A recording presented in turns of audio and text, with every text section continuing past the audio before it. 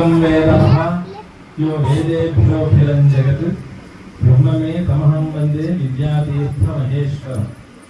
ఈ శ్లోకం నుంచి అర్థం ప్రారంభం చేసుకునే ముందు స్నేహం అనే పదం అన్నారు కాబట్టి దానికి న్యాయంలో ఒక సూత్రం ఉంది. చూడాలి పిండీభావ హేతు గుణ స్నేహ.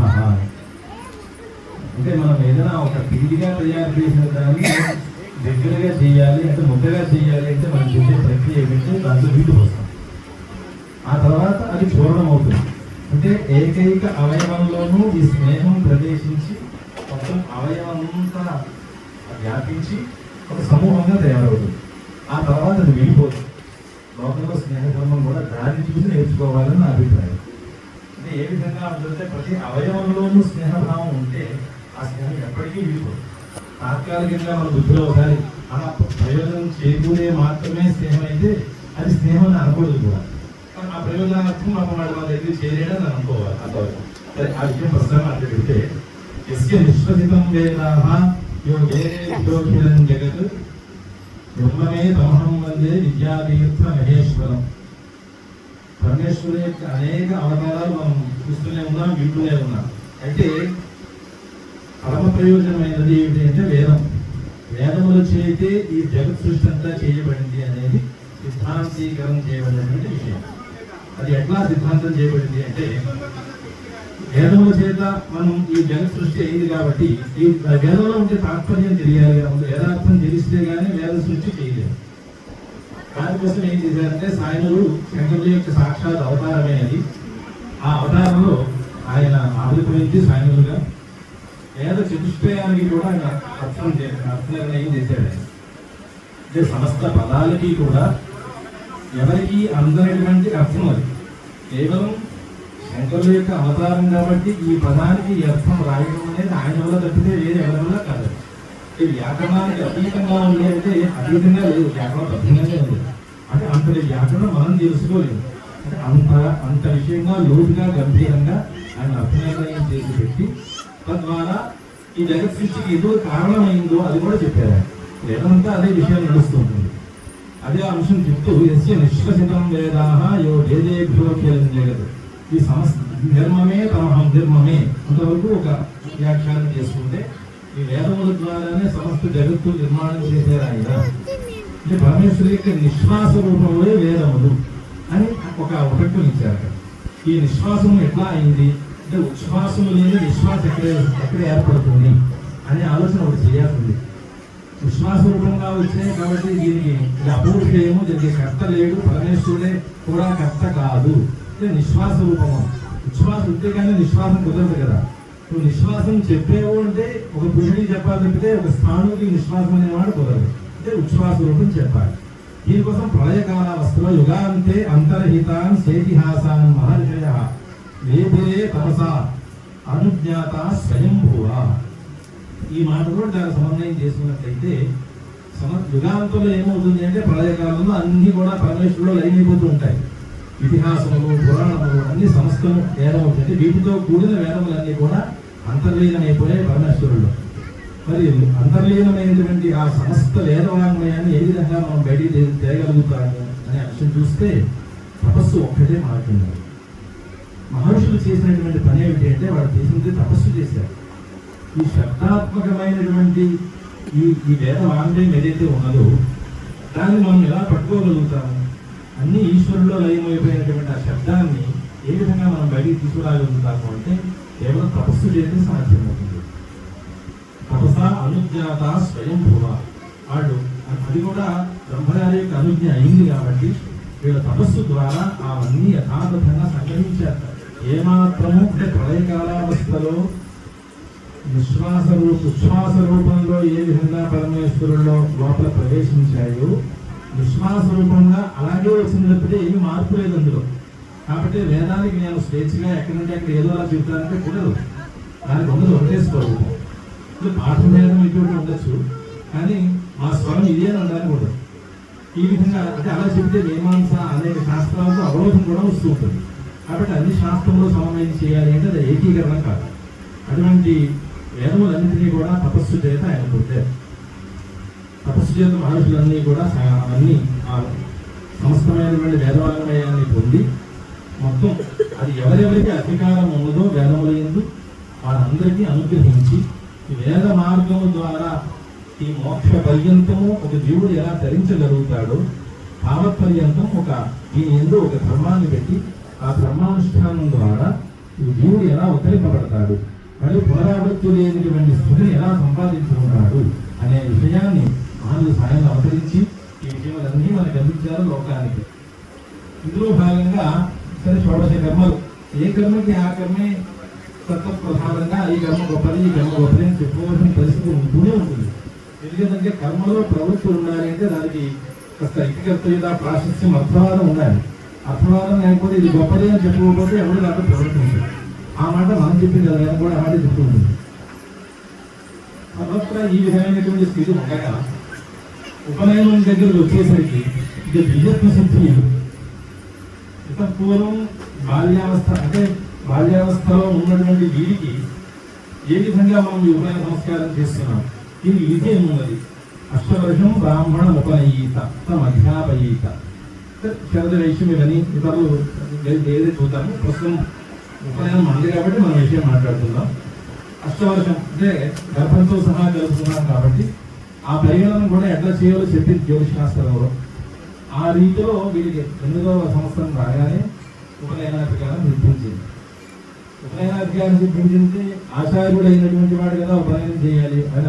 ఆచార్యుడు అయ్యాడా అంటే ఉపనీయత శిష్యం వేద మధ్యాపయే ద్విజ సకల్పం సరహస్యం తమాచార్యం ప్రచక్షతే అని ఒక శ్లోకం. అంటే శిష్యుని స్వీకరించడం గురువుని. ఉపనీయత శిష్యం వేద మధ్యాపయే ద్విజ సకల్పం సరహస్యం చ కల్పసూత్రము.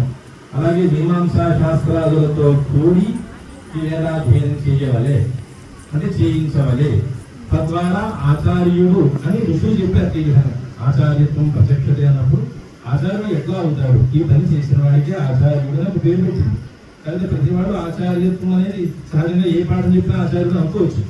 కానీ పూర్ణ లక్షణం ఇక్కడ చెప్పింది. అందులో ఆచార్యులను పేరు పెట్టుకోవడానికి కుదరదు. అంటే కొన్ని అనేక లక్షణములు ఉంటే తప్పితే దానికి ఆచార్యత్వం అనేది సిద్ధించదు.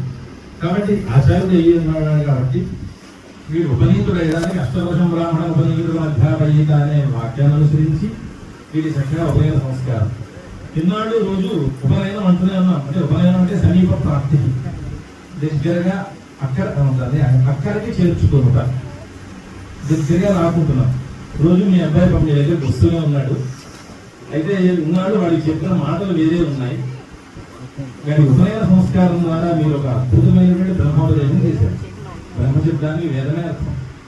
కాబట్టి ఈ బ్రహ్మోపదేశం ఎంతటి స్థితి అంటే దాన్ని మోక్ష హేతువది. ఇవాళ మీరు చేసినటువంటి ఈ బ్రహ్మోపదేశం ఏదైతే ఉన్నదో అది మోక్ష పర్యంతం మోక్షగామి అయినటువంటిది బ్రహ్మోపదేశం. అంటే తావత్ పర్యంతం వీడు కర్మాచరణ చేస్తూ తాను కర్మాచరణ ద్వారా కలిగేటువంటి ఫలాన్ని పొందుతూ జ్ఞానాన్ని పొంది మోక్ష పర్యంతం వాడు గమనం చేయొచ్చు. అంటే దానికి అన్నిటికీ మూలం ఉపనయనమే అవుతుంది. అయితే బ్రహ్మగారు చెప్పినటువంటి మంత్రం ఏ మంత్రం చెప్పారో మనం ఎవరు వినకూడదు. దానికి ఉన్న నియమాలను అనుసరించి కేవలం మదీయే శ్రోత్రే శ్రవణహేతు భూతాసి బ్రహ్మణ శ్రోతన్యసి. బ్రహ్మ వేదాన్ని సంబోధన చేసి హే వేద అని సంబోధన చేశాడు. బ్రహ్మణ శ్రోతన్యసి, బ్రహ్మణ పరమాత్మతత్వం శ్రోతని శ్రవణహేతుభూత అసి.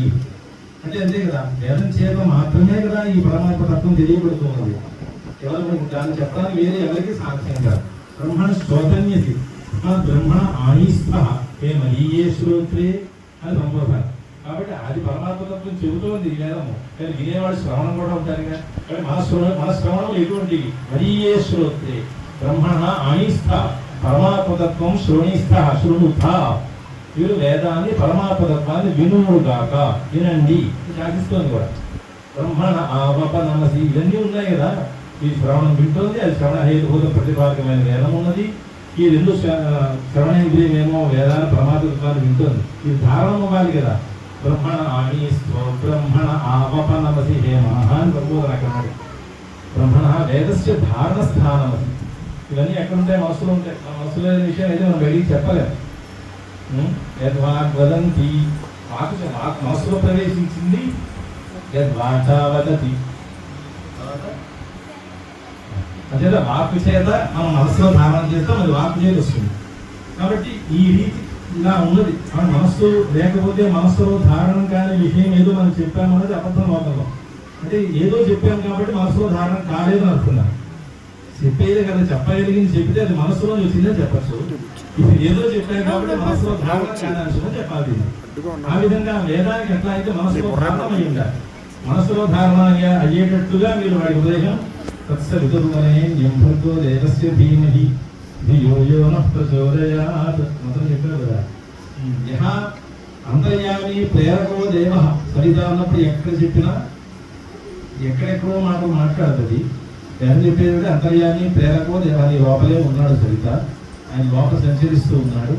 అన్ని కర్మల యందు ప్రేరణ చేస్తూనే ఉన్నాడు. పుణ్యకర్మల యందు ప్రేరణ చేస్తున్నాడు, పాపకర్మల యందు ప్రేరణ చేస్తున్నాడు. పాపకర్మ ప్రేరణ ఏమిటంటే వద్దని చెప్తున్నాడు అనుకున్నాడు. పాపకర్మ కూడా చేయిస్తున్నాడు అర్థండి.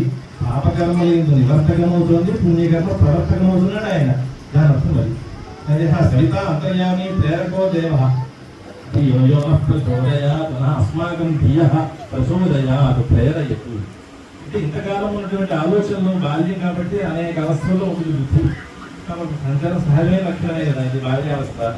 కాబట్టి ఇతరము దేని యందు ప్రవృత్తి ఉండాలి అంటే అధ్యయనం ఎందు ఆ బుద్ధులు మారాలి.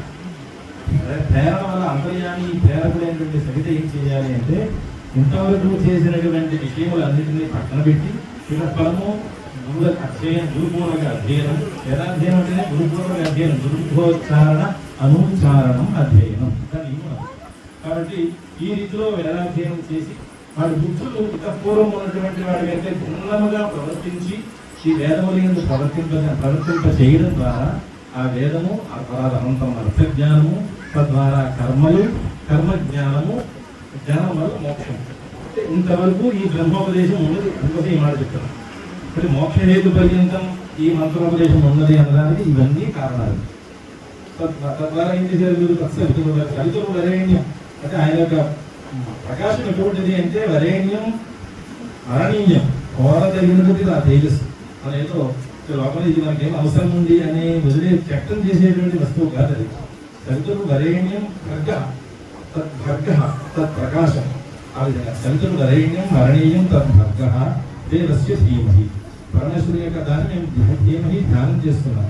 కాబట్టి మా బుద్ధులన్నీ కూడా ఈ మేము అనుష్ఠించేటటువంటి ప్రేరణ చేసేటువంటి దరిద్ర యొక్క దేవత ఏం చేయాలంటే మాలో ప్రవేశించి మా ధీయ బుద్ధులను ప్రచోదయ సన్మార్గము వైపు ప్రేరణ చేయుగాక అని ఈ మంత్రార్థం.